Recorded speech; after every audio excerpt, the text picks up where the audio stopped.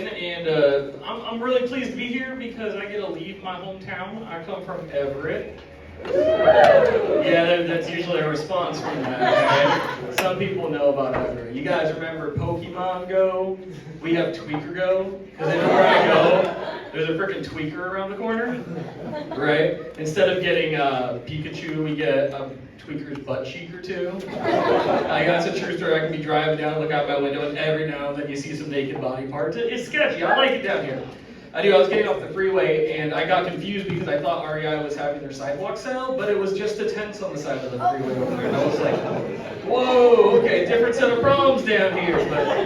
But I'm very grateful to be out of Everett tonight. It's good to be here. Good to see a full comedy club. I'm give yourselves a round of applause. We are getting back to living life, and that's what's important. Now, myself, I come from humble beginnings, and when I say that, that means I was poor. That's a fancy way to say I'm poor, right? Any other poor people out there? Oh, there we go. All right. Still poor or were poor? Which one? Past tense, current tense? Okay. So I grew up poor. I should clarify. I didn't grow up like projects poor or cockroach poor. I grew up suburban poor. And I describe it as KFC poor. And before anybody starts like licking their fingers thinking about chicken, no, not that type of KFC. I grew up Kmart poor, food assistance poor, and Costco envy poor. Okay. Well, that's what's a little word. Costco envy. What do you mean Costco envy? That means my neighbors had bagel pizzas and I didn't. That means they had all those cool treats and backpacks and all that stuff, and I didn't have that stuff because we were kind of suburban poor, right? And food assistance, y'all are probably familiar with the undercover broadcast card called the EBT card, right? Y'all seen someone in the store, like they're scanning it like it's a Visa, and it's not a Visa, but they can play it off. Me, I grew up on food stamps. Picture government monopoly money for food. That's what I grew up with. They had to send that stuff once a month in an envelope, and we'd wait for that envelope to come up. And I was a slick little kid. My mom would send me to go get some milk, and I would get a 20 because I wanted to break the change. I wanted to get some candy with the real money change, right? No, they had ones. They gave me ones and food stamps back. So that sucked a lot. And I grew up Kmart poor. And looking around here, I don't know if any of y'all remember Kmart or even know about it. This might be like, it might have been dead before you were born. But if you take Walmart and the dollar store, they had like a birth defect baby. That's kind of what Kmart was. I know initially people are probably like, is that where I buy the BTS album at the Kmart store? Like, no, not K-pop, Kmart. Kmart was a store that was famous for the blue light special.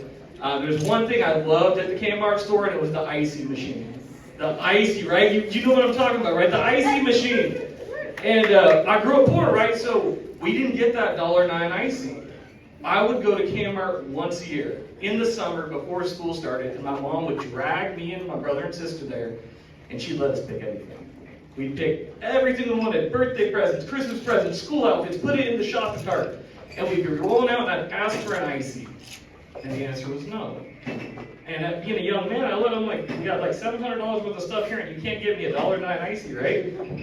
And then the lady walked up, and I learned I was Kmart layaway poor. Ooh, anybody remember that? Layaway. See, I'm going to teach y'all something. Layaway was when you fill a cart full of stuff you want to get and take home today, but you don't get it today. It's like rent to own, but they keep it in the back of the store. So we were layaway poor. We had to fill out that sheet, right? And eventually we might pay off some of that stuff. And that's kind of the reason why I quit high school, because I ended up showing up in outdated MC Hammer pants and a JoJo Siwa t-shirt. That was my sister's. Yeah, like that didn't work out. And to be honest with you, I don't want to lie to you guys, I didn't quit high school, they fired me. You know how you quit something when they're about to fire you, kind of like Will Smith did with the Academy, right? You're like, yeah, I'm done. No, they're going to fire your ass. That's what they did to me. So growing up poor, it was tough, but I'm in a better place now, and I appreciate that. And part of the reason I grew up poor was because I grew up with a single mom. I recently discovered and realized that the one thing you should not do if you're a deadbeat dad is name your son after you. You're either a really shitty planner or just pure freaking evil, right? But I'm the third in the line, so I changed my name and I took my mom's maiden name. So I was like, yeah, you weren't there. The bloodline ends here. I control my destiny. I'm taking my mom. So I'm Rick Larkin instead of Richard Oberblum III. And I know it's funny, right? But so growing up with a single mom, I learned some things about single moms by observing her. And it was a tough household. I forgot to mention that with that Costco envy, the only thing we have in our house that was bulk was government cheese and powdered milk. And I don't know if anybody's had powdered milk. It's better to snort it than to mix it with water. Like that stuff's disgusting. So that's kind of what our household is. It's the type of poor where like you have 2 bedrooms and 3 people live in each bedroom. That type of poor, right? So, but I learned a couple things about my mom and being a single mom. I learned that she was DTF. I don't know what y'all think about down to fun, okay? Down to fun! But yeah, you got it. You hit the nail on the head. I got a younger brother and sister from different, yeah, that's okay. And being a single mom, you gotta know how to discipline your kids because you're the only one there. And I was the oldest of 3, which means I was the experimental child. I was the child that got everything she was raised with tried on me. And I was born in '82, so we're talking about late '80s, early '90s, right? And my mom busted out this thing called the switch. Oh, we got one to anybody else? Okay, I'm gonna educate you something else, right? We got the switch. The switch was a branch that you would go, the parent would have the kid go pick it out off the tree and whoop their ass with it. And I decided to pick the skinniest, thinnest one because I thought it wouldn't hurt as much. Turns out that's the wrong way to go. Shit's okay, it's okay. She upgraded from the switch to the wooden spoon. And I got my bucket. Talk about splinters trying to pull them out. Except the spoons would break. And so the scariest time around my house was when we heard that Sally, the Tupperware lady, was coming. Like I told my brother, like she's about to re-up. Be good. Be good. And we peeked around the corner and looked, and my mom was sitting there telling this Tupperware lady, oh, I need durable spoons for cooking. Bitch, you ain't cooking with those spoons.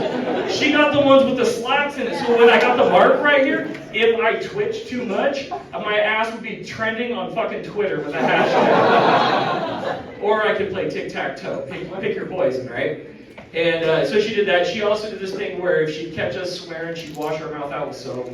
And I learned really early that I got to treat that situation kind of like a woman on a sketchy first date, just keep my mouth shut so nothing will go in. Well, I kept my mouth shut, she'd grind it in. And she'd buy Irish Springs and spend the extra money, so I'd have to have that perfume taste. So I'd walk out and she'd look at me and say, top of the morning to you, sonny boy. This girl was not Irish. Right, and my time's up, and I'm gonna finish this real quick. So my son was acting up, my 9-year-old, and I went old school with my parenting techniques, and I picked one of those things to try on him. And I said, Jack, I need you to go get a Switch. And he turned around and he ran off.